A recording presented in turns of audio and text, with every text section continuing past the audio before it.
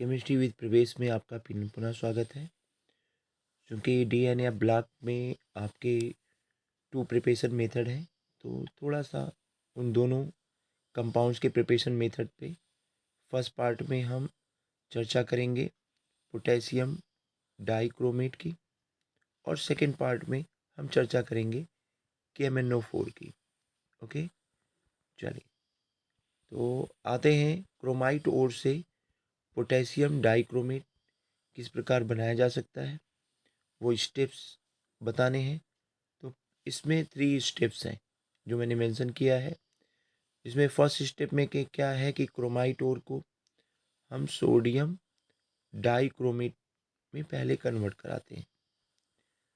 फिर इसके second step में क्या होता है कि सोडियम क्रोमेट यानी Na2CrO4 को हम कन्वर्ट कराते हैं Na2Cr2O7 में, सोडियम डाइक्रोमेट में।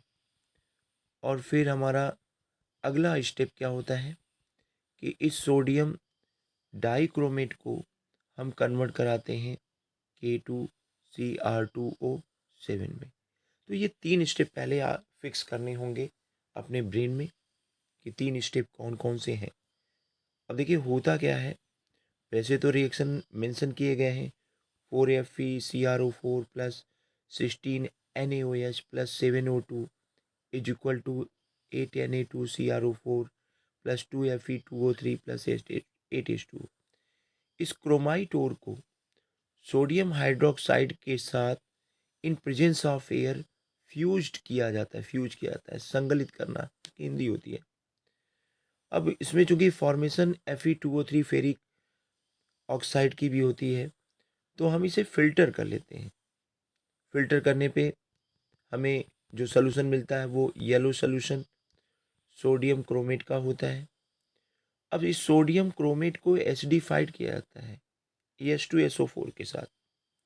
तो जब एसिडिफाइड करते हैं तो हम ये देख रहे हैं Na2Cr2O7 सोडियम डाइक्रोमेट का फॉर्मेशन हो रहा है।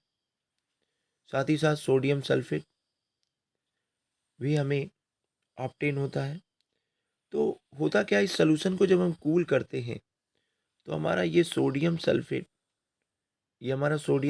क्या होता है, सोडियम सल्फेट के क्रिस्टल्स के रूप में अलग हो जाता है, यानी 2SO4 इंटू 10H2O क्रिस्टल्स के रूप में अलग हो जाता है, जिसको हम रिमूव कर लेते हैं और रिजल्टिंग सोल्यूशन में सिर्फ सोडियम डाइक्रोमेट रह जाता है।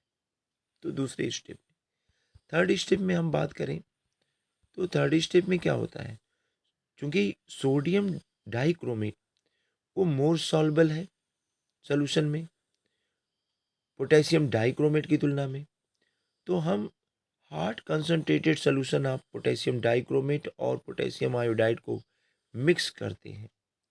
तो रिएक्शन के अनुसार देख रहे हैं सोडियम डाइक्रोमेट पोटेशियम डाइक्रोमेट में कन्वर्ट हो जाता है। अब देखिए ये जो हमारा NaCl सोडियम क्लोराइड है, ये लीस्ट सॉल्युबल होता है, तो हार्ड सोल्यूशन से ये प्रेसिपिटेट होकर के निकल जाता है। इसको रिमूव करते हैं फिल्ट्रेशन के द्वारा, और फिर होता क्या है कि हमें orange crystals of potassium dichromate mother liquor से कूलिंग करने पर मिल जाती है।